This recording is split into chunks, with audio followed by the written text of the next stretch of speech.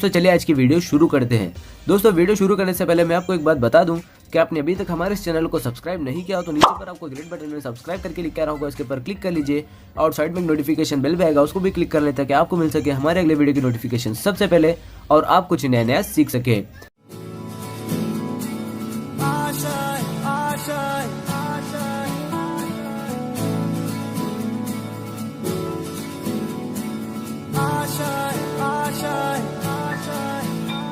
कुछ पाने की हो आस आस, कोई अरमा हो जो खास खास आशाएं,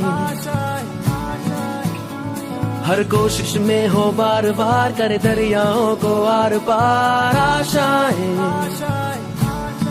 तूफानों को चीर के मंजिलों को छीन ले आशाएं, ले दिल की उम्मीदें हंसे दिल की, अब मुश्किल नहीं कुछ भी, नहीं कुछ भी,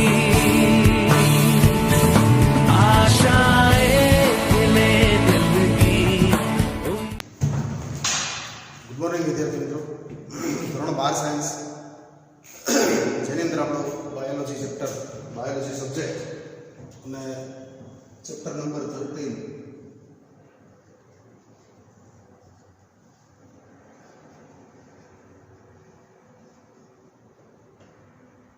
નું ચેપ્ટર આપણું 13 સજીવો અને વસ્તી।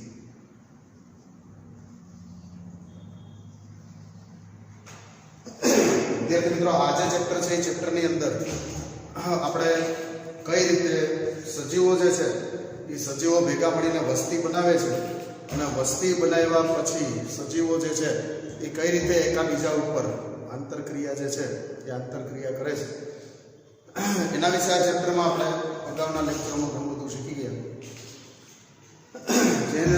જેની અંદર આપણે જે લાસ્ટ લેક્ચર હતું, છેલ્લું લેક્ચર હતું, છેલ્લા લેક્ચરની અંદર આપણે પરોપજીવી, બરોબર, મતલબ કે પેરાસાઇટ્સ કોને કહેવાય, જે બીજા ઉપર પોતાનું જીવન વિતાવતો હોય એને પેરાસાઇટ કહેવાય।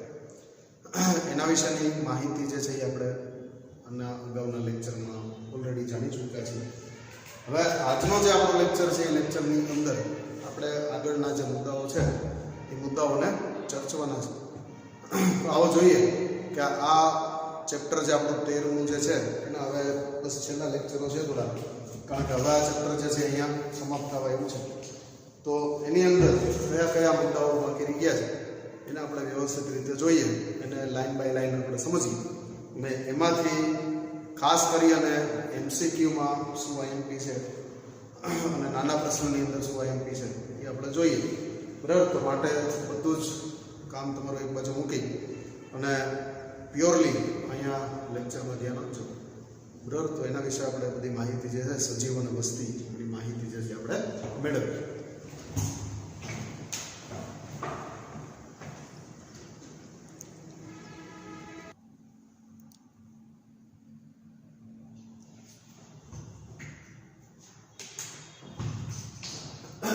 સર વિદ્યાર્થી મિત્રો, તો આજનો જે આપણો ટોપિક, જે પોઈન્ટ આપણે શીખવાનું છે, ટોપિક બહુ ઇન્ટરેસ્ટિંગ છે અને એના ઉદાહરણો માટે થઈને આપણે કોઈ અમેરિકા કે ઓસ્ટ્રેલિયા કે સ્કોટલેન્ડ કે એવા કોઈ દેશમાં જવાની જરૂર નથી, અહીંયા આપણી નજીક જ એના એક્ઝામ્પલ્સ જે છે આપણને મળી જશે।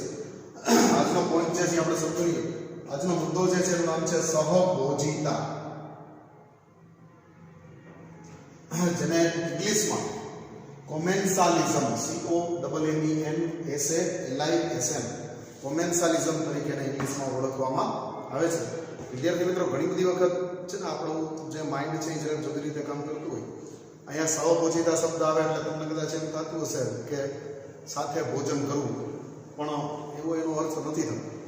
ખાસ હું તમને કહી દઉં કે એવો એનો અર્થ કરવાનો થતો નથી। સહભોજિતા શબ્દ જે છે ને એ થોડો કન્ફ્યુઝન વાળો શબ્દ છે, ખાસ MCQમાં પૂછવાનો હોય ને ત્યારે તો કન્ફ્યુઝન વાળું, કારણ કે સહ એટલે સાથે, ભોજન એટલે જમવું, તો એવું સામાન્ય બુદ્ધિ વાપરવા માટે આપણું મગજ જે છે એ ટેવાયેલું છે, પણ આપણે મહેરબાની કરી અને આપણા વિચારો જે છે એને કાબૂમાં રાખવાના છે કે આ સહભોજિતાનો મતલબ એવો નથી થતો એને બહુ હાર્ડલી સ્ટ્રિક્ટલી એને એકદમ કહી દેવાનું છે કે ભાઈ આવો મિનિંગ એનો કરવાનો થતો નથી.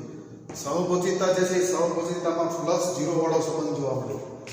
+0 વાળો સંબંધ એટલે શું થાય તો કે એક જાતિ જે છે એને ફાયદો થાય પણ બીજાને ન તો ફાયદો થાય કે ન તો નુકસાન થાય. એવા પ્રકારનો સંબંધ જે છે +0 વાળો સંબંધ, પ્લસ માઇનસ નહીં પણ +0 વાળો સંબંધ જે છે એ આપણને સહભોજિતાની અંદર જોવા મળે છે. જેમાં એ જાતિ જે છે એને લાભ થાય, એ જાતિ એ જે છે એને દાખલા તરીકે લાભ થાય, પણ બી જાતિ જે છે એને કઈ લાભ કે ફાયદો કઈ થતું નથી, એટલે એના માટે આપણે 0 મૂકીએ. તો આ એક મુદ્દો જે છે એ મુદ્દો બરાબર નોંધી લેજો. સહભોજિતામાં એકને લાભ થાય છે જ્યારે બીજાને કઈ હાનિ કે લાભ કે એવું કઈ થતું નથી. એવા પ્રકારનો આ મુદ્દો છે. ચાલો આપણે જોઈએ સહભોજિતા જે છે એની અંદર આપણને શું શીખવા મળે છે. આ પ્રકારના આંતરજાતીય સહજીવનની અંદર એક જાતિ જે છે એ ફાયદો અથવા તો લાભ મેળવે છે. બરાબર, ફાયદો અથવા લાભ મેળવે એને આપણે શું કરીએ છીએ તો કે પ્લસ કરીએ છીએ. ફાયદો બરાબર પ્લસ, નુકસાની બરાબર માઇનસ. તો અહીંયા એક જાતિ જે છે દાખલા તરીકે એ નામની જાતિ જે છે એ નામની જાતિ આમાંથી લાભ ફાયદો જે છે એ મેળવે છે, જ્યારે અન્ય જાતિ એટલે કે બી નામની જાતિ જે છે એને કાંઈ લાભ નથી થતો કે કાંઈ નુકસાન નથી થતું. બરાબર, એમાં બીને કોઈ ફાયદો પણ નથી કે કોઈ નુકસાન પણ નથી. બરાબર, આનું તો એવું છે કે આપણે ઘણી વાર કંઈ સરનામું ન જોયું હોય તો કોકને એમ પૂછીએ કે ભાઈ ફલાણું ઠેકાણું કઈ જગ્યાએ, તો કે મારે ભેગો આવેલો હોય. બરાબર, આપણે એની ભેગા જઈએ તો એમાં એને કાંઈ ફાયદો ન થાય, આપણે એની ભેગા જઈએ તેને શું ફાયદો? એ તો એની રીતે મોબાઈલમાં ગીત સાંભળતો આવેલો જાય છે, આપણે એની પાછળ જાય, એમાં એને કાંઈ ફાયદો થતો નથી. પણ આપણને ફાયદો શું થાય છે તો કે આપણું સરનામું જે છે આપણને મળી જાય છે, જ્યાં જાય ત્યાં જતું રહેવાનું, એટલે તરત ચોકમાં પૂછીએ એટલે આપણને આપણું એડ્રેસ મળી જાય. તો આમાં એકને ફાયદો કે લાભ થાય છે પણ બીજાને કાંઈ ફાયદો કે લાભ થતા નથી. એવા પ્રકારના સંબંધને આપણે સહભોજિતા તરીકે ઓળખીએ છીએ. અને એક્ઝામ્પલ્સ જે છે એક્ઝામ્પલની અંદર સૌથી પહેલું એક્ઝામ્પલ છે ઓર્કિડ. ઓર્કિડ જે છે એ આંબાની ડાળ ઉપર પરોઢી છે. આ એક મુદ્દો ખાસ સમજો. આંબા જે છે એ આંબાની ઉપર પરોઢી તરીકે ઓર્કિડ છે. ઓર્કિડ જે છે એ વિદ્યાર્થી મિત્રો એવું છે કે એ પરોપજીવી નથી પણ પરોઢી છે. થોડી જુદી વાત યાદ આવી છે. ઘણી વાર કેવું હોય છે એક મુદ્દા છે તેની બહારની વાત છે પણ સમજાવવી મારા માટે જરૂરી છે. પરોપજીવી, આ પરોપજીવી જે છે એના 3 પ્રકાર. એમાં પહેલો પ્રકાર જે છે ને એ સંપૂર્ણ પરોપજીવી.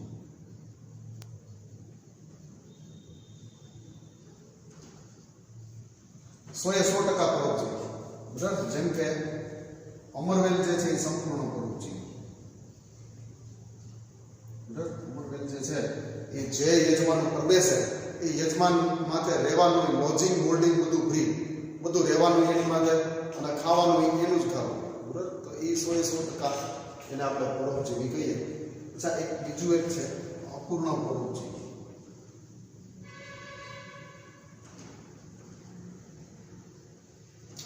આ અપૂર્ણ પરોપજીવી જે છે એનો એક્ઝામ્પલ હવે વાંદો નામની એક વનસ્પતિ.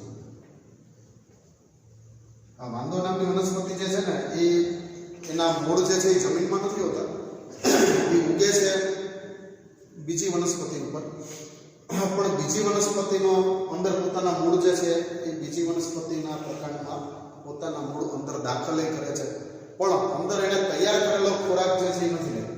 બરાબર, આ સંપૂર્ણ પરોપજીવી અમરવેલ જે છે એ યજમાને તૈયાર કરેલો ખોરાક જે છે એ લે છે. એ શું કરે છે કે યજમાને તૈયાર કરેલો ખોરાક નો ઉપયોગ કરે. બરાબર, અમરવેલ જે છે એ સંપૂર્ણ પરોપજીવી એટલા માટે છે કે યજમાને જે કાંઈ સ્ટાર્ચ બનાવ્યો હોય, પ્રકાશ સંશ્લેષણની પ્રક્રિયા કરી અને સ્ટાર્ચ બનાવ્યો હોય એ સ્ટાર્ચનો ડાયરેક્ટલી ખોરાક તરીકે ઉપયોગ કરે છે. એટલા માટે અમરવેલ જે છે એ સંપૂર્ણ પરોપજીવી કહેવાય. હવે વાંદો જે છે એ વાંદો તૈયાર કરેલા ખોરાકને નહીં અડે પણ વનસ્પતિ દ્વારા શોષિત પાણી અને ક્ષાર એનો જ ઉપયોગ કરશે. બરાબર, યજમાન દ્વારા શોષિત, યજમાન જે છે એ જે યજમાન વનસ્પતિ ઉપર વાંદો ઉગેલો હોય, વાંદો નામની વનસ્પતિ, એ યજમાને જે કાંઈ જમીનમાંથી પાણીના ખનિજ ક્ષાર ને બધું શોષેલું હોય એનો ઉપયોગ કરશે અને એની પાસે નાના નાના પર્ણો છે, સલકી પર્ણો જેવા નાના નાના પર્ણો છે, એટલે એ પ્રકાશ સંશ્લેષણ કરીને ખોરાક જે છે એ પોતાની મેળે બનાવશે. બરાબર. આ પાકો માલ જે છે પાકો ખોરાકનો ઉપયોગ કરે, આ કાચો માલ જે રો મટીરિયલ છે એનો ઉપયોગ કરે. હવે અહીંયા પરરોહી આપણે જે વાત કરીએ છીએ પરરોહી વાંદો, અહીંયા ઓર્કિડ જે છે એ ઓર્કિડ આંબા ઉપર, ઓર્કિડનો યજમાન આંબો છે, ઓર્કિડ જે છે એ આંબા ઉપર ઉગે છે ખરા, પણ આંબાનું કોઈ જાતનો કાચો ખોરાક કે પાકો ખોરાક બેમાંથી એકે વાપરવાના નહીં. આંબાની ઉપર ખાલી એને રહેવાનું જ છે, એની ઉપર ખાલી આરોહણ જ કરવાનું છે, રહેવાનું જ છે, પણ આંબા પાસેથી પાકો તૈયાર થયેલો ખોરાક કે કાચો તૈયાર થયેલો ખોરાક બેમાંથી કશું જ ઓર્કિડે વાપરવાનું થતું નથી. ઓર્કિડ જે છે એની પાસે ખાસ પ્રકારની સગવડ છે જેને આપણે ભેજગ્રાહી મૂળ તરીકે ઓળખાય. બરાબર. આ ભેજગ્રાહી મૂળ જે છે એની અંદર વેલામેન પેશી, આ એક ખાસ પ્રકારની રચના જે છે ઓર્કિડ ધરાવે છે, વેલામેન પેશીની રચના. આ વેલામેન પેશી જે છે એ ભેજગ્રાહી મૂળની અંદર આવેલી હોય છે અને એ વાતાવરણમાંથી ભેજને ગ્રહણ કરે અને એ ભેજમાંથી પોતાનો ખોરાક જે છે પ્રકાશ સંશ્લેષણ દ્વારા પોતાની મેળે બનાવે છે. મતલબ કે આનું ખાલી રહેવાનું જે છે એ રહેવાનું જ આંબાના વૃક્ષ ઉપર છે, બાકી ખોરાક જે છે એ ખોરાક માટે એ સંપૂર્ણ રીતે પોતાના ઉપર ઇન્ડિપેન્ડન્ટ છે, સ્વતંત્ર છે. ખોરાક જે છે એનો કાચો માલ એ પોતે વાતાવરણમાંથી મેળવે છે અને એમાંથી પાકો ખોરાક જે છે એ પણ પોતાના માટે પોતે જ તૈયાર કરે છે. આંબાએ તૈયાર કરેલો ખોરાક જે છે એ ઓર્કિડ જે છે એનો કાચો માલ કે પછી એનો તૈયાર થયેલો ખોરાક બેમાંથી કશું જ એની પાસેથી લેતી નથી. એટલા માટે એને આપણે પરોપજીવી નહીં કહીએ, પણ એના માટે સરસ મજાનો શબ્દ વાપરેલો છે પરરોહી. બરાબર. આ બે જે છે એને આપણે પરોપજીવન વાળા મુદ્દામાં ભણ્યા હતા, પણ આ ઓર્કિડ જે છે એ ઓર્કિડને આપણે સહભોજિતામાં શીખવાનું થાય છે. કારણ કે ઓર્કિડ ભલે આંબાની ઉપર ઉગે છે, ઓર્કિડનો યજમાન આંબો છે, પણ ઓર્કિડ એનો પરોપજીવી નથી, પણ એનો પરરોહી છે. આ શબ્દ બરોબર મગજમાં બેસાડજો. બરાબર. એમસીક્યુમાં ઘણી બધી વખતે આડાવડું પરરોહી, પરોપજીવી બધું હરખું જ લાગે.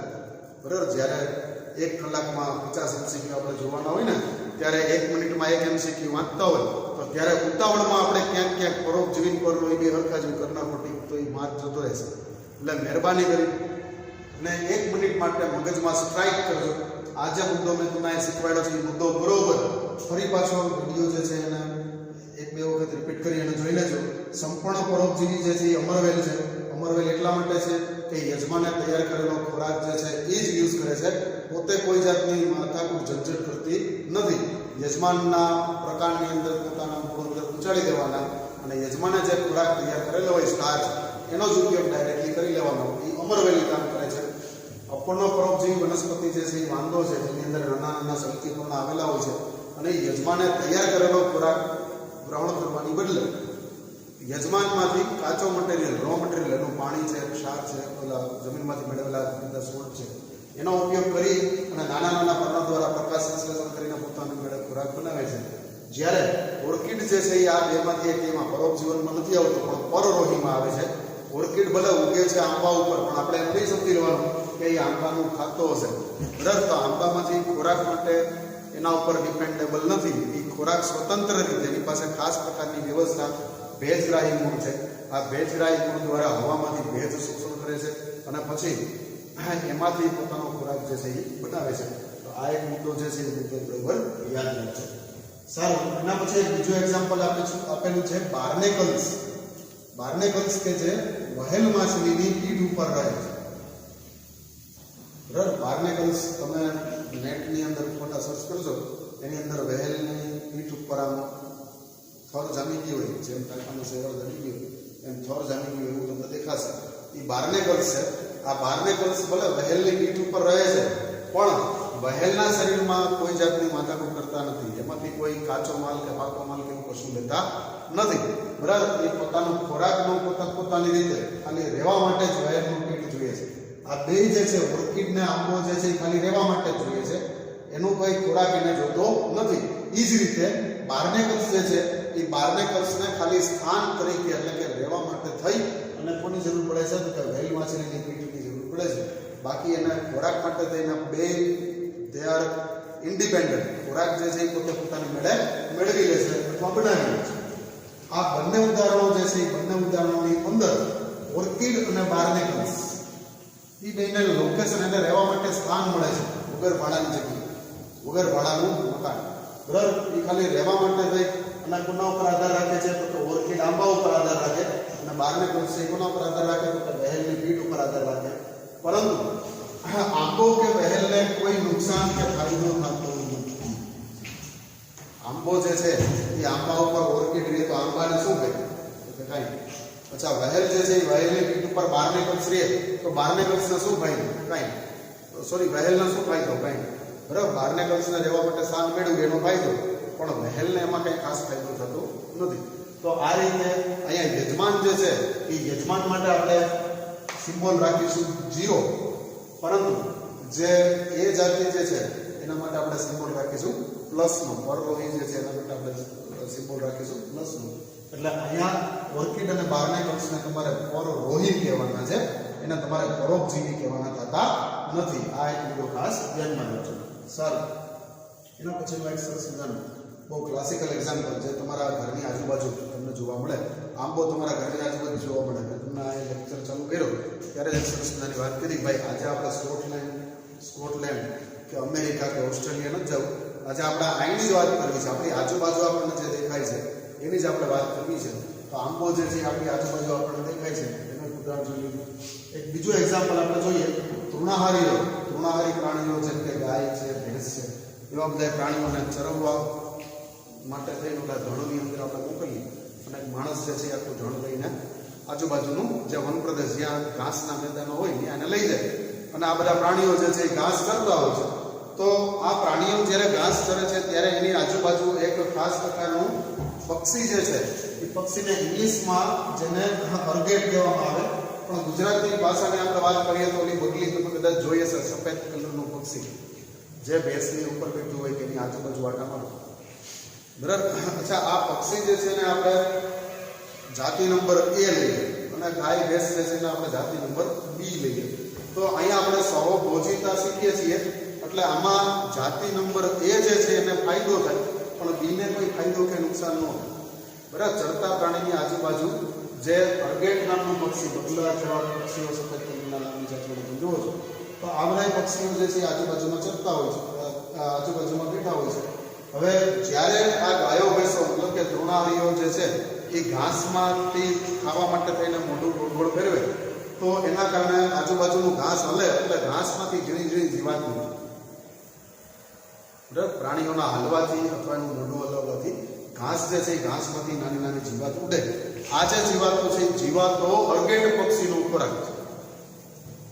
બરાબર. આખી વસ્તુને બરોબર સમજજો. અહીંયા આપણે એ જાતિ તરીકે અર્ગેટ પક્ષી એટલે કે સફેદ બગલા જેવું પક્ષી લીધું અને બી જાતિ તરીકે આપણે ગાયો ભેંસો જે તૃણાહારીઓ જે જંગલમાં ચરે છે એવા ચરતા પશુઓને લીધા. તો અહીંયા ચરતા પશુઓ જે છે એની રીતે ચરતા હોય છે અને ચરે છે ત્યારે ઘાસના હલવાથી ઘાસમાંથી જીવાત નીકળે છે. આ જીવાત જે છે એ અર્ગેટ પક્ષી ખોરાક તરીકે ઉપયોગ કરે છે. તો આમાં ગાયો ભેંસોને કંઈ ફાયદો નથી થતો કારણ કે એ કંઈ સ્થિર મોઢું રાખીને ચરવાની નથી. ચરશે ત્યારે ઘાસની અંદર મોઢું નાખશે ને આમાં ઘાસને ખેંચશે, તોડશે તો ઘાસ તો હલવાનું છે. ઘાસ હલશે એટલે એમાંથી જીવાતો ઉડવાની જ છે. આ જીવાત જે છે એ પક્ષીઓને ખોરાક તરીકે મળશે એટલે આમાં પક્ષી જે છે એ પક્ષીને આપણે એ જાતિ ગણીએ એટલે એને ફાયદો થાય. પણ ગાય કે ભેંસને કંઈ ફેર પડતો નથી. બરાબર. એને તો આમાં એ કામ એની રીતે કરવાનું છે. બરાબર. તો આમાં ગાયો ભેંસોને કોઈ ખાસ ફાયદો થતો નથી એટલે કે જાતિ બીને કોઈ ફાયદો નથી થતો કે એને કોઈ નુકસાની નથી થતું. બરાબર. ગાયો ભેંસો શું ફેર પડે ભાઈ? પાછું માર્કેટ પક્ષીઓ ન હોય કે હોય એને શું ફેર પડે? એને તો ચરવાનું જ છે. બરાબર. તો આમાં એને કોઈ ફાયદો કે નુકસાન નથી થતું પણ અર્ગેટ પક્ષીના આપણે જાતિ નંબર A લઈએ તો એને ફાયદો થાય છે. બરાબર. તો એના માટે થઈને આપણે પ્લસ સિમ્બોલ રાખીએ અને B એટલે કે ચરતા પશુઓ માટે થઈને આપણે સિમ્બોલ રાખીએ છીએ O એટલે કે 0. એને કોઈ ફાયદો થતો નથી. સારું. એના પછીનો મુદ્દો છે આ એક સહભોજિતાનું સુંદર ઉદાહરણ છે. બરાબર. જ્યાં ભેંસ ચરતી હોય ત્યાં આસપાસ જ આ પક્ષીઓ રહે છે અને ભેંસના હલનચલનથી આસપાસની જીવાતો જે છે ઉડે છે જે આ પક્ષીઓને આહાર તરીકે મળે છે. બરાબર. જીવાત જે છે જીવાત આહાર તરીકે મળે છે. પક્ષી જે છે એ ખોરાક માટે તેને સ્પર્ધા નથી કરતું, પણ એ જેની જે જીવાતોનો ખોરાક તરીકે ઉપયોગ કરે છે તો આ જીવાતો એનો ખોરાક બની જાય છે. બરાબર, એટલે આ રીતમાં આપણને સહભોજિતાનું એક સરસ મજાનું ઉદાહરણ નંબર 3 પર ટોટલી એક્ઝામ્પલ કેટલા છે? આ ફર્સ્ટ, પછી આ સેકન્ડ, પછી આ જે છે થર્ડ. સારું, હવે આપણે ચોથા નંબરના ઉદાહરણ તરફ જઈએ. સમુદ્ર ફૂલ અને ક્લાઉન ફિશ. એટલે સમુદ્રની અંદર સમુદ્ર ફૂલ જે છે એને તમે જોયું હશે, ડંખિકાઓ આપણે 11મા ધોરણમાં શીખ્યા હતા, ડંખ કોષો ધરાવે છે. યાદ છે ને તમને? પ્રાણી સૃષ્ટિમાં વર્ગીકરણ જોયું હતું ત્યારે આપણે જોયું. સમુદ્ર ફૂલ અને ક્લાઉન ફિશ આ એક અન્ય સહભોજિતાનું એક સુંદર મજાનું દ્રષ્ટાંત છે. સમુદ્ર ફૂલ જે છે એના ઉપર ક્લાઉન ફિશ જે છે એ યજમાન તરીકે રહે છે. તેમાં સમુદ્ર ફૂલને કાંઈ લાભ કે નુકસાની થતી નથી. સમુદ્ર ફૂલ જાતું હોય તો એની વચ્ચે જે ક્લાઉન ફિશ છે એ તરતી હોય છે. બરાબર, સમુદ્ર ફૂલ જે છે એની પર આમ ડંખિકાઓ બધી હોય, એની વચ્ચે ક્લાઉન ફિશ જે છે એ એમાં રહેતી હોય છે. હવે આ ક્લાઉન ફિશ જે છે એને સમુદ્ર ફૂલનું ખાલી પ્રોટેક્શન જોઈએ છે. એને ખાલી શું જોઈએ છે? પ્રોટેક્શન, Z પ્લસ સિક્યોરિટી જોઈએ, બીજું કાંઈ જોતું નથી. બરાબર, જે રીતે તમે જોયું હશે ઘણી વાર કોઈ મિનિસ્ટર સાહેબ આવે તો એ સાહેબ વચ્ચે હોય, આજુબાજુ આમ સફારી કરી દે, હાથમાં બંદૂકો લઈ અને બધા એના બોડીગાર્ડ્સ જે છે એ બોડીગાર્ડ્સ ઉભા હોય. આ બોડીગાર્ડ શું કામ કરે? બોડીગાર્ડ્સ કોઈ દુશ્મન આવે તેને એનાથી ટૂંકમાં વચ્ચેના માણસને છે એને બચાવવાનું છે, એવું એ કામ કરતા હોય છે. પણ આપણે જે ઉદાહરણ જોઈએ છીએ એમાં આવો કાંઈ સંબંધ છે નહીં. બધી દેખાય છે આવું, પણ હકીકત આવું કંઈ છે નહીં. બરાબર, સમુદ્ર ફૂલની જે ડંખિકાઓ છે એ ડંખિકાઓની વચ્ચે ક્લાઉન ફિશ રહેતી હોય અને એ તરતી હોય તો એ એટલા માટે તરે છે કે સમુદ્ર ફૂલની જે ડંખ અંગિકા જે છે એ ડંખ અંગિકા ભક્ષકોથી ક્લાઉન ફિશનું રક્ષણ કરે છે માટે. બીજું કશું છે? ક્લાઉન ફિશ નાની મોટી માછલી છે, એને ખાવા માટે બીજા ઘણા બધા માછલીઓ આવતી હોય, પણ આવી માછલીઓને સમુદ્ર ફૂલની જે ડંખ અંગિકાઓ છે એનો ડંખ લાગે છે એટલે એ ડંખથી વિચલિત થઈ જાય છે અને ક્લાઉન ફિશને ખાવાનું છોડી અને જતી રહી છે. તો ક્લાઉન ફિશ જે છે એને કોઈ પણ પૈસા ભર્યા વગર અને કોઈ પણ વસ્તુ આપ્યા વગર એને મફતમાં પ્રોટેક્શન મળે છે. બરાબર, એને સિક્યોરિટી મળે છે. તો અહીંયા ક્લાઉન ફિશને ફાયદો થયો, એને ડંખ અંગિકાના કારણે સિક્યોરિટી જે છે એ સિક્યોરિટી મળે છે, પણ સમુદ્ર ફૂલને એમાં કંઈ ખાસ ફાયદો થતો નથી. બરાબર, સમુદ્ર ફૂલ માટે તેને ક્લાઉન ફિશ કંઈ બીજા કોઈને આકર્ષતી નથી જેથી કરીને સમુદ્ર ફૂલને કંઈ ખાવાનું મળે.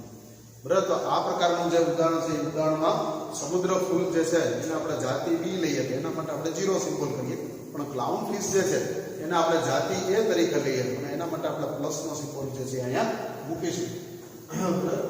સમુદ્ર ફૂલના ક્લાઉન ફિશના યજમાન થવાથી લાભ કે હાનિ થતા નથી, પરંતુ ક્લાઉન ફિશ જે છે એના ભક્ષકોથી રક્ષણ જે છે એ રક્ષણ મળે છે, પ્રોટેક્શન મળે છે. કારણ કે સમુદ્ર ફૂલના સૂત્રાંગોમાં ડંખ કોષો આવેલા હોય છે અને આ ડંખ કોષો જે છે એ ડંખ કોષોની સામે રક્ષણ મેળવવા માટે થઈ અને ક્લાઉન ફિશ એની વચ્ચે રહેતી હોય છે. બરાબર, જેથી બીજા એને ખાનારા ભક્ષકો જે છે એ ભક્ષકોને ડંખ કોષોનો ડંખ લાગવાથી એ લોકો દૂર જતા રહે છે અને ક્લાઉન ફિશને મારવાનું અને ખાવાનું મુલતવી રાખે છે, છોડી દે છે. બરાબર, એટલા માટે અહીંયા આ પ્રકારનું એક્ઝામ્પલ જે છે આપણે લીધા. સહભોજિતા એકદમ સ્મોલ, એકદમ વેરી સિમ્પલ, એકદમ સીધું સાધું છે. આગલું બધું ખૂબ જટિલ હતું, એકદમ સિમ્પલ છે, એકદમ નાનો એવો પેરેગ્રાફ છે. ખાસ યાદ રાખવાનું છે સહભોજિતા માટે પ્લસ અને ઝીરોનો રિલેશન છે, મતલબ કે એક જાતિને ફાયદો થાય પણ બીજાને કંઈ ફાયદો કે નુકસાન થતા નથી. બરોબર, પછી આની અંદર આના 4 એક્ઝામ્પલ જે છે 4 એક્ઝામ્પલ તમારે યાદ રાખવાના છે. ફરી પાછું એકવાર કહી દઉં, આ પાઠની અંદર લગભગ 5 થી 7 વખત કીધું હશે. ફરી પાછું એકવાર કહી દઉં, મહેરબાની કરીને પાઠની તૈયારી કરો ત્યારે જે એક્ઝામ્પલ જે ટોપિકમાં આવે છે એમાં જ એને યાદ રાખવા, વધારાની એક્સ્ટ્રા ઓર્ડિનરી કોઈ લોજિક દોડાવવું નહીં. આ પાછી એકદમ સ્ટ્રિક્ટલી પાછી વોર્નિંગ. બરાબર, એક એક્ઝામ્પલને બીજામાં ફિટ કરવાની ટ્રાય મહેરબાની કરીને એ તમારા માટે નુકસાનદાયક થઈ શકશે. બરાબર, આપણે એવા બધા કોઈ સાયન્ટિસ્ટ નથી થઈ ગયા કે આપણે એમાંથી કંઈક નવું બુદ્ધિ કાઢીએ. એના વાર છે બધું, એ બારમું પતી જાવ પછી નિરાતે કરશું. બરાબર, અત્યારે ખાલી આપણા માટે ટેક્સ્ટ બુક જે છે એ આપણું ધર્મ પુસ્તક છે, એમાં જે લખ્યું છે એ સાચું છે એમ માનીને જ આપણે હાલવાનું છે. અને જે એક્ઝામ્પલ જે ઠેકાણે આવે છે ત્યાં જ એને યાદ રાખવાના છે, ત્યાં જ એને ભણવા શીખવાના છે અને પરીક્ષામાં પૂછાય તો ત્યાં જ એને લખવાના. ત્યાં બીજું કંઈ નથી કરવાનું. એ જે ચોપટ મેં તમને કહી ચોપટ એટલા માટે જ અહીં કરેલી છે. તો આ જે મુદ્દો, આ જે મારી સલાહ છે એ સલાહને મહેરબાની કરીને ધ્યાનમાં રાખજો.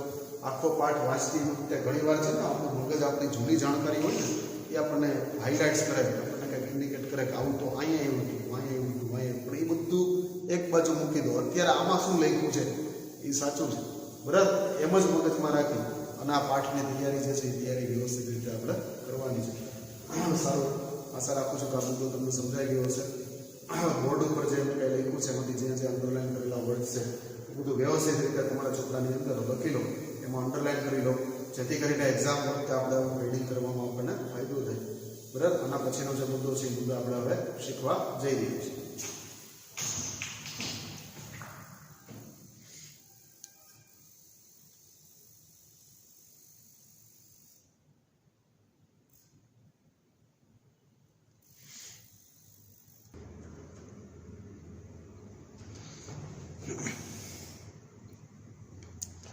સર્વ વિદ્યાર્થી મિત્રો, નવો ટોપિક શરૂ કરતા પહેલા જે એક સરસ મજાનો ચાર્ટ જે છે એ આપણે જે કંઈ આ ચેપ્ટરમાં શીખ્યા એમાં છેલ્લા જે વિભાગ જે છે, છેલ્લો વિભાગમાં આપણે જે કંઈ શીખ્યા હતા વસ્તીના લક્ષણો, એનો એક ચાર્ટ જે છે એ ચાર્ટ દ્વારા તમને એકદમ માહિતીને સહેલી બનાવી અને શીખવાડવાનો એક પ્રયત્ન જે છે એમાં એ બોર્ડ પર કરેલો છે. આની અંદર સજીવોના જે આંતર સંબંધ છે એ આંતર સંબંધ આમ તો 3 પ્રકારના હોય છે, પણ 2 પ્રકાર બોર્ડમાં સમય પ્રમાણે મેં લખ્યા છે. બીજો પ્રકાર આના પછી હું તમને બતાવીશ. એમાં સૌથી પહેલો પ્રકાર જે છે એ પહેલા પ્રકારની અંદર લાભદાયક સંબંધ. આ જે સંબંધો છે અહીં આપણે લખીએ કે લાભદાયક સંબંધ. તો લાભદાયક સંબંધની અંદર એ અને બી જાતિ, જાતિ જે છે આપણી પાસે 2 પ્રકારની છે, એ અને બી. તો આમાં એ અને બી જાતિ જે છે એ બેના સજીવો જ્યારે સાથે રહેતા હોય અને જો બેને ફાયદો થતો હોય તો એને આપણે જનરલી લાભદાયક સંબંધ તરીકે ઓળખતા હોય, જેની અંદર પહેલો જે મુદ્દો શીખાતા એ પહેલા મુદ્દાનું નામ હતું પરસ્પરતા. આ પરસ્પરતાની અંદર બંનેને ફાયદો જે છે એ ફાયદો બેને મળે છે. એટલા માટે એ માટે પણ આપણે પ્લસ સિમ્બોલ રાખ્યો અને બી માટે પણ આપણે પ્લસ સિમ્બોલ જે છે એ રાખ્યો છે. અને એના એક્ઝામ્પલ જે છે એ એક્ઝામ્પલની અંદર સમુદ્ર ફૂલ અને હર્મિટ કેબ એટલે કે હર્મિટ કરચલો એના એક્ઝામ્પલ છે. સમુદ્ર ફૂલ જે છે એના એ હર્મિટ કરચલાની ઉપર ક્રેબ એટલે કરચલો, તો હર્મિટ કરચલા જે છે એની ઉપર સમુદ્ર ફૂલ બેસે. તેમાં બેને ફાયદો એવી રીતે થાય કે હર્મિટ કરચલો જે છે એ સ્થાનાંતર કરે તો સમુદ્ર ફૂલને પણ સમુદ્રમાં ફરવા મળે અને બદલામાં હર્મિટ કરચલો જે છે એ સમુદ્ર ફૂલ પોતાના ડંખકોષો વડે જે શિકાર પકડે એ શિકારમાંથી એને ભાગ આપે એટલે એને ભોજન જે છે હર્મિટ કરચલાને ભોજન મળે અને સમુદ્ર ફૂલને સ્થાન મળે. એટલે એ રીતે બેને ફાયદો થાય. પછી એક એક્ઝામ્પલ હતું લીલ અને ફૂગ. આ લીલ અને ફૂગની અંદર લીલ જે છે એ લીલ ક્લોરોફિલ ધરાવે છે એટલે ખોરાક બનાવવાની ક્ષમતા એનામાં છે, પણ સ્થાપન કરવા માટેના અંગો જે છે એની પાસે હોતા નથી. જ્યારે ફૂગ જે છે એ ફૂગની પાસે સ્થાપનના અંગો છે પણ ખોરાક બનાવવા માટે તેને ક્લોરોફિલ હોતું નથી. તો આ બેની જે દોસ્તી જે છે એ એવા પ્રકારની છે કે જેનાથી ફૂગ જે છે એ લીલને રહેવા માટે સ્થાન આપે અને બદલામાં લીલ જે છે એ ફૂગને ખોરાક તૈયાર કરીને આપે છે. તો આ રીતનો આંતર સંબંધ જે છે એ આપણને પરસ્પરતામાં જોવા મળે છે. તો આમાં એ અને બી બેને ફાયદો થતો હોય એવા પ્રકારનો અહીંયા આપણને દેખાય છે. હાનિકારક સંબંધ જે છે એ હાનિકારક સંબંધની વાત કરીએ તો હાનિકારક સંબંધની અંદર એક શોષણ નામની વસ્તુ આવે છે. શોષણની અંદર પરભક્ષણ, બરાબર? પરભક્ષણમાં એકને લાભ થાય પણ બીજાને હાનિ થાય, બરાબર? પરભક્ષણ વાળો મુદ્દો જે છે એ મુદ્દો આપણે સમજ્યા છીએ. પરભક્ષણમાં એક જાતિને લાભ થાય જ્યારે બીજાને હાનિ થાય. એટલે એ માટે થઈને આપણે પ્લસ સિમ્બોલ રાખીએ અને બી માટે આપણે માઇનસ સિમ્બોલ રાખીએ. તો અહીંયા સિંહ જે છે એ સિંહને લાભ થશે.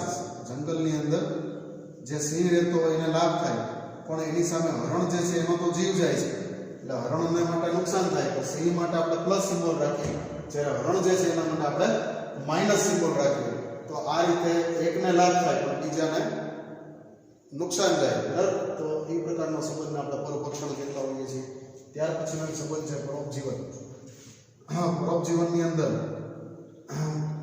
તમે જુઓ છો કે પરોપજીવી એટલે કે પેરાસાઇટ જે છે એ પેરાસાઇટને ફાયદો થાય પણ એના યજમાન જે છે એ યજમાનને નુકસાની થાય છે, બરાબર? એટલે એકને લાભ થાય અને બીજાને હાનિ થાય, પણ આમાં બીજાનો જીવ નથી જતો. બરાબર. પહેલો મુદ્દો જે પરોપક્ષણ હતો એમાં તો હરણનું મૃત્યુ થાય તો જ સિંહને ખોરાક મળે, પણ અહીંયા પરોપજીવન જે છે એ પરોપજીવનમાં મનુષ્યના પેટમાં કૃમિ હોય, યકૃતમાં કૃમિ હોય કે આંતરડામાં કૃમિ હોય તો એ મનુષ્યનું મૃત્યુ નથી થતું, મરી નથી જતું, જીવતો રહે છે અને એમાંથી પોષણ જે છે એ મેળવવામાં આવે છે. આના એક્ઝામ્પલમાં પરોપજીવનની અંદર અમરવેલ પણ તમે લઈ શકો. તો આ અમરવેલ જે છે એ અમરવેલ પોષણ મેળવે છે પણ બદલામાં વૃક્ષને કંઈ ફાયદો કરતું નથી હોતું. તો પ્લાઝ્મોડિયમ છે, કરમિયું છે, જડો છે, ઈગડી છે, અમરવેલ છે, આ બધા એક્ઝામ્પલ જે છે એ પરોપજીવનના છે. એના પછીનું એક એક્ઝામ્પલ છે સ્પર્ધા. સ્પર્ધાની અંદર બેને નુકસાની, સ્પર્ધા જ્યાં થાય ત્યાં બેને નુકસાની થાય. સ્પર્ધાના એક્ઝામ્પલની અંદર લાઇકેન અને બાર્નેકલ્સ આપણે ગયા લેક્ચરમાં જોયું હતું કે ભાઈ બાર્નેકલ્સ મોટા કદના બાર્નેકલ્સ જે છે એ નાના સાઇઝના બાર્નેકલ્સ જે છે એને ત્યાંથી દૂર કરી દે છે, બરાબર. પછી એમિગ્ડન કાચબો આપણે જોયું હતું અને બકરીઓ વચ્ચે સ્પર્ધા થઈ તેમાં નુકસાની જે છે એમિગ્ડન કાચબાને થઈ હતી. તો આવા બધા એક્ઝામ્પલ જે છે એક્ઝામ્પલ અહીંયા આપેલા છે, બરાબર. જેમ બને એમ સિમ્પ્લિફાઈડ કરીને સમજાવવાનો પ્રયત્ન કરેલો છે. છેલ્લે આપણે સહભોજિતા જે શીખાતા, તો સહભોજિતાનો જે સંબંધ છે એ સંબંધ જરા જુદા પ્રકારનો છે. સહભોજિતામાં એકને ફાયદો થાય પણ બીજાને કોઈ ફાયદો કે નુકસાન કંઈ થતું નથી. તો આ એવા પ્રકારનો સંબંધ છે. એના 4 એક્ઝામ્પલ જે છે એક્ઝામ્પલ આપણે આ વિડિયો લેક્ચરની અંદર શીખેલા છે, બરાબર. હવે એના પછીનો જે આપણે મુદ્દો આવે છે પરસ્પર્ધા, એ મુદ્દાને આપણે શીખીએ છીએ અને એના વિશેની માહિતી આગળ આપણે મેળવીએ છીએ. ખાસ આ ચાર્ટ જે છે તમારા એક બુકની અંદર રજિસ્ટરમાં નોંધી લેજો જેથી કરીને તમને યાદ રાખવામાં થોડી સરળતા થાય.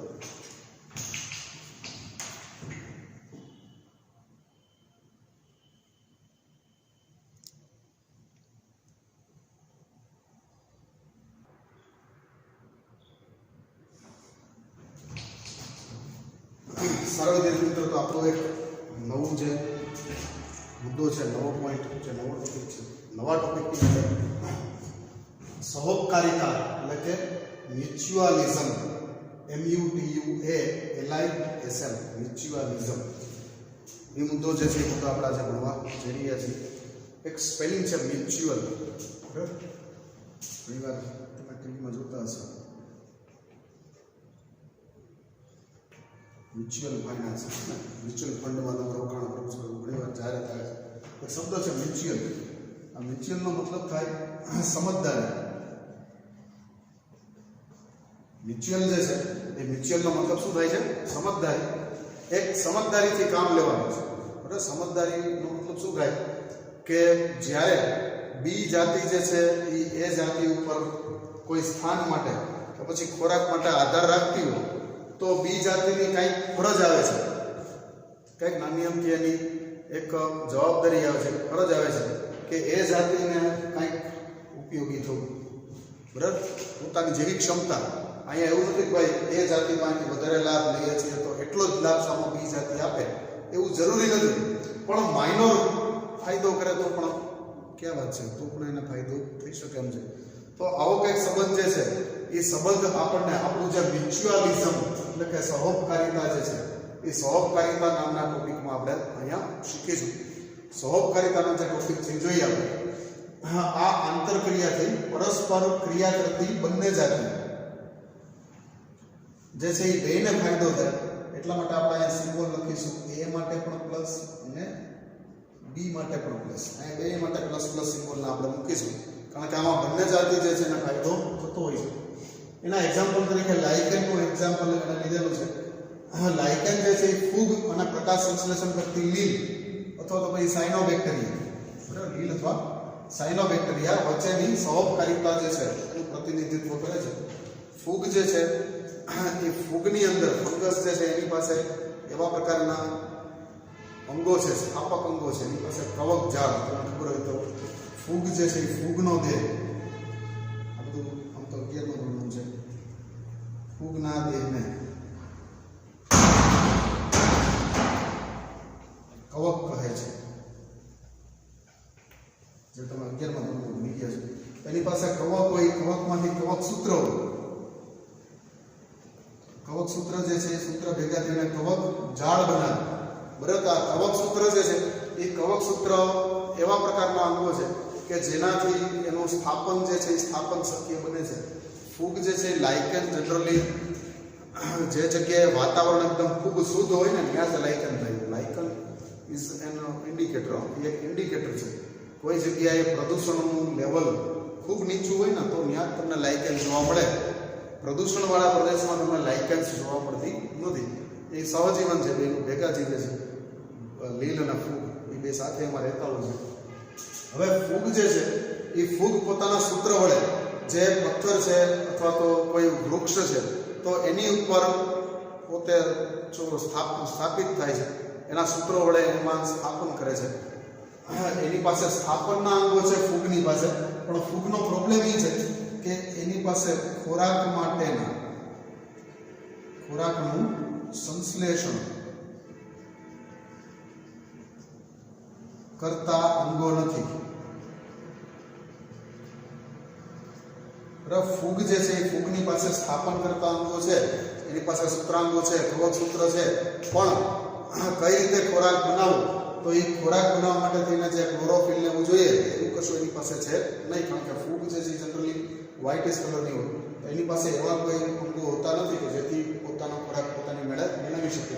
તો કોઈ પણ એક વૃક્ષ છે દાખલા તરીકે, તો આ વૃક્ષનું થડ જે છે એ થડ ઉપર ફંગસ જે છે ફૂગ એ પહેલાં આવી રીતે સ્થાપિત થાય અને આ ફૂગના શરીર ઉપર લીલ જે છે એ લીલનું સ્થાપન થાય. લીલ જે છે એ લીલના પ્રોબ્લેમ શું છે ભાઈ? લીલની સમસ્યા આપણે જોઈએ તો લીલ જે છે એ લીલ ખોરાક બનાવી શકે છે.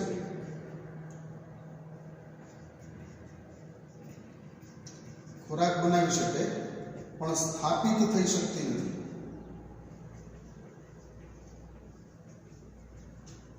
એની પાસે એવા કોઈ અંગો નથી કે જેથી કરીને વૃક્ષો ઉપર લીલ સ્થાપિત થઈ શકે. તો લીલ જે છે એ લીલ ફૂગોની વચ્ચે જે જગ્યા રહે છે એ જગ્યામાં સ્થાપિત થાય. હવે આ તો આપણે પહેલા એનું કઈ રીતે એનું પોઝિશન છે એ આપણે પોઝિશન જોઈએ. હવે એનાથી લઈને લાભ શું થાય, ફાયદા શું થાય એની જો આપણે વાત કરીએ તો ફૂગ જે છે એ ફૂગને રહેવા માટે સ્થાન નક્કી કરશે. એ સ્થાન ઉપર ફૂગ સ્થાપિત થશે. આ ફૂગની ઉપર લીલ જે છે એ લીલને રહેવા માટે થઈને જગ્યા મળશે. મતલબ ફૂગ તરફથી લીલને શું ફાયદો મળે તો કે ફૂગ જે છે એ લીલને રહેવા માટે થઈને સ્થાન જે છે એની ગોઠવણ કરી આપે. બદલામાં લીલ જે છે એ લીલ શું કામ કરી આપશે તો કે પોતાના માટે જે ખોરાક તૈયાર કરે છે એમાંથી અમુક ભાગ જે છે એ કોને આપશે? ફૂગને આપશે. એટલે બેયને અરસપરસ ફાયદો થાય. બરાબર, લીલ જે છે એને રહેવા માટે સ્થાન નહોતું મળતું તો એ ફૂગે એને પ્રોવાઈડ કર્યું અને ફૂગ જે છે એને ખોરાક બનાવતા નહોતું આવડતું તો લીલ જે છે એને ખોરાક બનાવીને ફૂગને આપ્યો. તો આમ પરસ્પર બે એકબીજાને લાભકારક છે. એટલા માટે થઈને આ જે સંબંધ છે એમાં બે એકબીજા પર ઉપકાર કરે છે. બે એકબીજા પર શું કરે છે? ઉપકાર કરે છે. એટલા માટે એને સહોપકારિતા, ગુજરાતી ભાષામાં આપણે કહીએ એને સહોપકારિતાનો સંબંધ જે છે એ સંબંધ તરીકે ઓળખવામાં આવે છે. આવું જ એક બીજું કંઈક એક્ઝામ્પલ છે કવકમૂળ. કવકમૂળ એટલે કે ફૂગના જે મૂળ છે, ફૂગના સૂત્રો જે છે એ સૂત્ર કવકમૂળ. કવકમૂળનું એક્ઝામ્પલ, કવકમૂળની અંદર બે વસ્તુ છે. ઉચ્ચ કક્ષાની વનસ્પતિના મૂળ છે અને એની ઉપર સ્થાપિત થયેલી ફૂગ છે. કવકમૂળ જે છે એ કવકમૂળના એક્ઝામ્પલમાં ઉચ્ચ કક્ષાની વનસ્પતિનું મૂળતંત્ર અને આ મૂળતંત્ર ઉપર ફંગસ જે છે એ ફંગસ એના ઉપર સ્થાપિત થાય છે. હવે આ જે પોઝિશન છે એ પોઝિશનમાં બેને ફાયદો શું થાય તો કે ફૂગ જે છે એ ફૂગ જમીનમાંથી અમુક ક્ષાર જે છે ક્ષારનું શોષણ કરવામાં, ભેજનું શોષણ કરવામાં, પાણીનું શોષણ કરવામાં વનસ્પતિને મદદ કરે. બરાબર, ફૂગ જે છે વનસ્પતિને જમીનમાંથી આવશ્યક ખનિજ તત્વના શોષણમાં મદદ કરે અને બદલામાં ફૂગ જે છે એને શું લાભ થાય તો કે વનસ્પતિ જે છે એ ફૂગને શક્તિદાયક ખોરાક તરીકે કાર્બોદિત પદાર્થો જે છે એ પદાર્થો આપે. એટલે આ રીતે ફૂગ જે છે એ વનસ્પતિ ઉપર શું ઉપકાર કરે છે તો કે જમીનમાંથી જે આવશ્યક તત્વો જે છે વનસ્પતિ માટે તમને યાદ હશે લઘુ પોષક તત્વો અને ગુરુ પોષક તત્વો. આવા કંઈક આવશ્યક પોષક તત્વો જે છે એને જ્યારે જમીનમાંથી શોષવાના હોય તેમાં ફૂગ વનસ્પતિના મૂળને મદદ કરે અને બદલામાં વનસ્પતિના મૂળ ફૂગને શું હેલ્પ કરે, એને શું ઉપકાર કરે એના ઉપર તો કે એને પોતે જે કાર્બોદિતનો ખોરાક બનાવ્યો છે એમાંથી થોડો ખોરાક જે છે ફૂગને આપે. એટલે આ રીતે બેયના એકબીજા પર ઉપકાર થાય અને એ રીતે બેયનું જીવન જે છે એ જીવન સતત ચાલ્યા કરે. તો આ કવકમૂળ અને લાઇકેન બે એક્ઝામ્પલ જે છે એ બે એક્ઝામ્પલ આપણે અહીંયા સહોપકારિતામાં શીખેલા છીએ.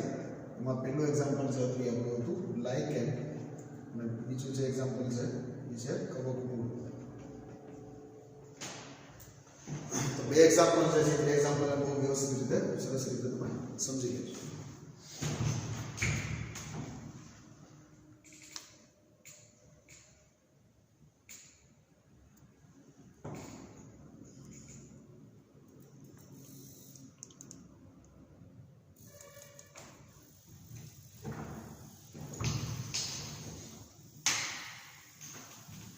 સારું વિદ્યાર્થી મિત્રો, તો અહીંયા આજનો આપણો જે લેક્ચર છે એ લેક્ચરના આપણે સમય પૂરો થવા આવ્યો છે તો પૂરો કરીએ છીએ.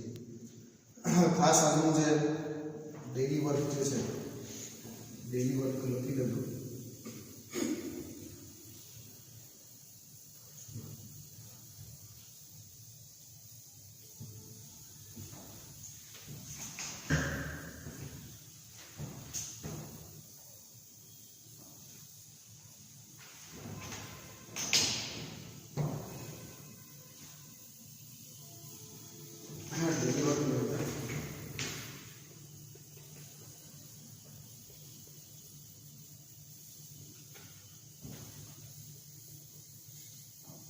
Question 1. સહભોજિતા ઉદાહરણો સાથે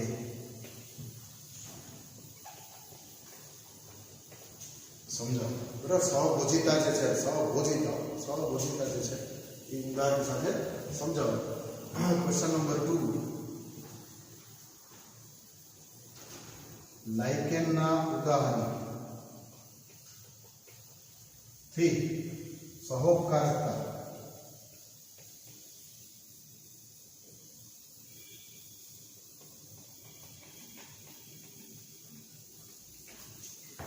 સમજાવો. Question number 3. કવકમૂળ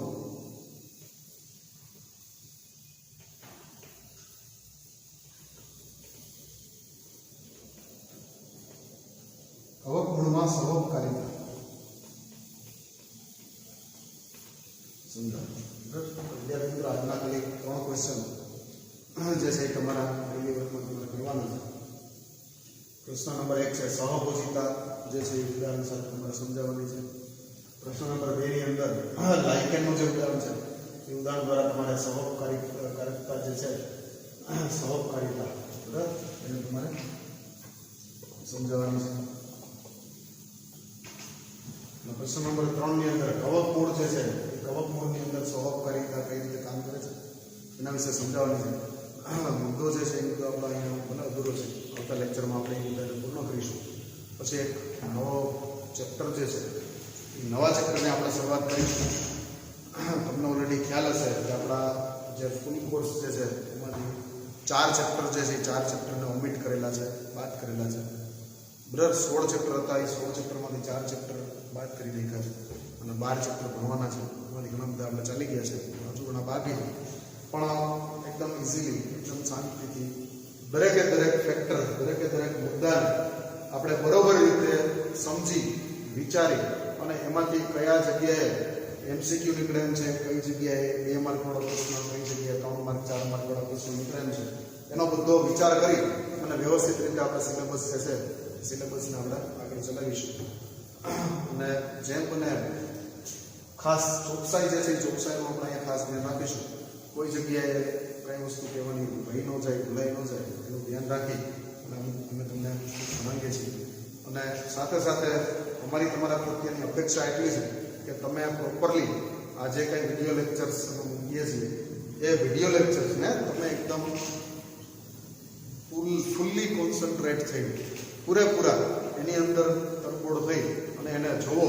ન સમજાય તો રિપીટ કરીને જુઓ. પહેલાં એક વખત તો એમને આખો લેક્ચર જોઈ નાખો, બરાબર. પછી એને શાંતિથી ફરી પાછો ધીમે ધીમે એને જોવાનું. એમાં ક્યાંક એવું લાગે તો પોઝ આપી અને બોર્ડ ઉપરનું લખાણ એ મુદ્દો તમારી નોટમાં તમારે તારવી લેવાનો, પછી આગળ પાછળ ચલાવવાનું. અને આ રીતે એને ધીમે ધીમે તમે જોતા જશો એટલે બધી જ વસ્તુઓ જે છે એકદમ પરફેક્ટલી તમારા મગજમાં બેસી જશે. અને જેથી કરીને આપણે જ્યારે રૂબરૂ મળીશું ત્યારે પણ આપણે વધારે ચર્ચા જે છે એ કરીશું. બરાબર સરકારની જે ગાઈડલાઇન્સ છે એ નવી બહાર પડશે તો કદાચ આપણે રૂબરૂ મળવાનું હશે તો ત્યારે પણ થોડી ઘણી પ્રાથમિક માહિતીઓ જે છે એ તમને અમે આપીશું. સાથે ઘણા લોકોને કાંઈ પ્રશ્ન રહી જતા હોય ન સમજાતો હોય તો પણ તમે ફોન કરીને પૂછી શકો છો. સારું, આજે આપણે રાખી નેક્સ્ટ લેક્ચરમાં ફરીથી આપણે મળીશું અને ત્યારે આપણે આ સહકારિતાવાળો મુદ્દો જે છે એ પૂરો કરીશું અને કંઈક નવો એક લેસન જે છે એ આપણે ચાલુ કરીશું. ત્યાં સુધી આવજો. ખાસ સેનિટાઈઝર, માસ્ક, આ બધી જે ગાઈડલાઇન્સ છે એનું પ્રોપરલી એને ફોલો કરજો અને બને ત્યાં સુધી ઘરમાં રહેજો. ક્યાંય બહાર ખોટી રખડ ના કરતા. બહારનું ધોરણ જે છે એ તમારા માટે ખૂબ કેરિયર માટે પણ ખૂબ અગત્યનું છે અને અત્યારે કોઈ બીમાર પડવું એ આપણને પોસાય એમ નથી. બરાબર, અત્યારની પરિસ્થિતિમાં બીમાર પડવું એ આપણને પોસાય એમ છે નહીં. તો એટલા માટે થઈ અને પહેલું સુખ કે જાતે નરિયા એ સિમ્બોલને ધ્યાનમાં રાખી અને બંને ત્યાં સુધી ઘરની અંદર રહેજો અને શાંતિથી અભ્યાસ જે છે એ અભ્યાસ તમારો કન્ટિન્યુ રાખજો. બરાબર, બધાને ગુડ લક તમારી એક્ઝામ્સ માટે અને ખાસ ફરી પાછો એકવાર stay home, stay safe and take care. આવજો.